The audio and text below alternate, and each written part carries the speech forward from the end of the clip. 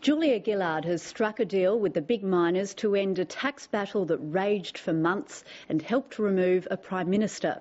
The truce should allow the government to step up its campaign to sell the tax as a reform and clear the decks for an election. But the opposition and the smaller mining companies are still in the trenches. Connor Duffy reports. The government remains fully committed to a resource super profits tax. I am deeply, profoundly hostile to the idea of a great big new tax. Weaken mining, you weaken the country. But that's exactly what the government's new super tax is doing. And I'm pleased to report to the Australian people that today we have a breakthrough agreement. The tax battle that helped topple a Prime Minister and had some of the biggest companies in the world in open warfare with the Australian government is over. Champagne was wheeled through the halls of power last night as the government and the mining chiefs sealed a deal that was hailed by both sides this morning. It moves things forward, whether you're a coal miner in the Bowen Basin, a contractor in Karratha, an opal miner in Cooper Pedy, or a young worker in Sydney. This is a positive outcome for Australia and the Australian minerals industry. The next election is a referendum on tax.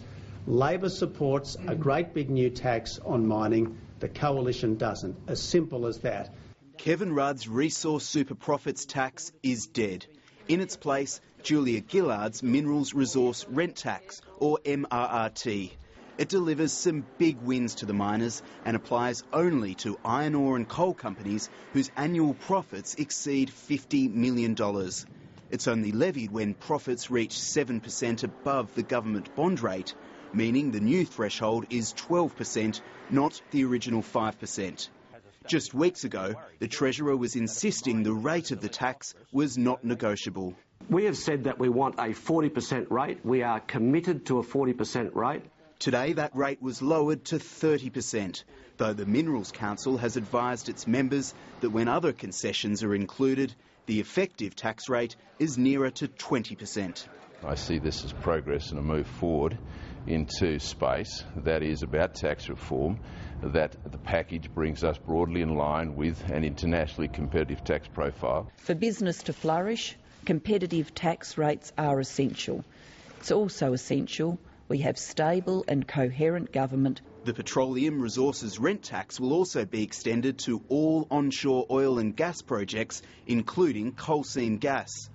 All up, the compromise has a hefty price tag, $1.5 billion, though when it kicks in 2012, it'll still net the government $10.5 billion in the first 2 years.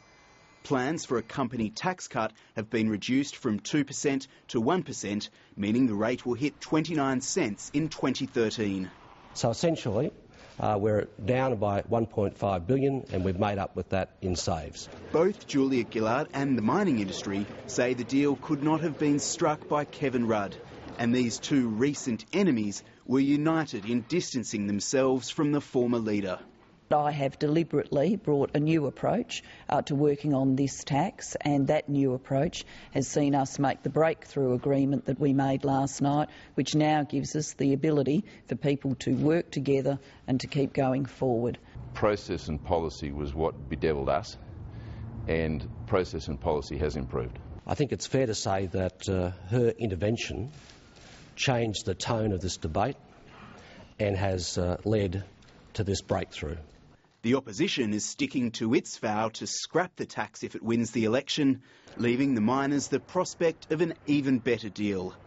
We're in the position we're in because the government has trashed Australia's international reputation with its proposal for a great big new tax on mining.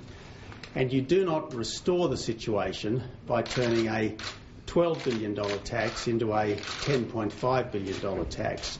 For the past 2 months, Tony Abbott has used the RSPT to bludgeon the government. It remains to be seen if the argument has the same potency with the big miners supporting the deal.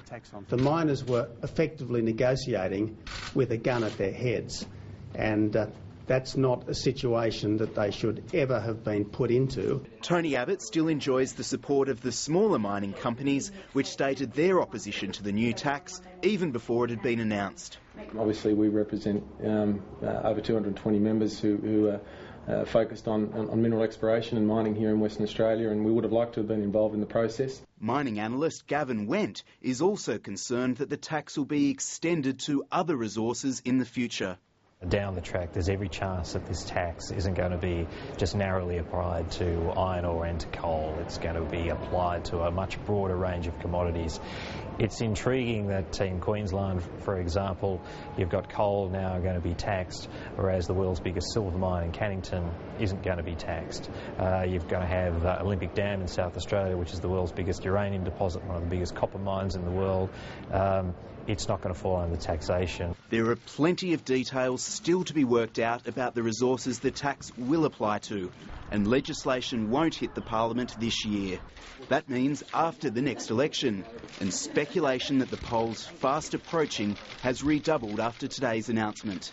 However, the Prime Minister's office has made it clear Julia Gillard intends to act on asylum seekers and climate change before the poll, meaning there's more to be done before she takes that drive to Yarralumla. Connor Duffy with that report.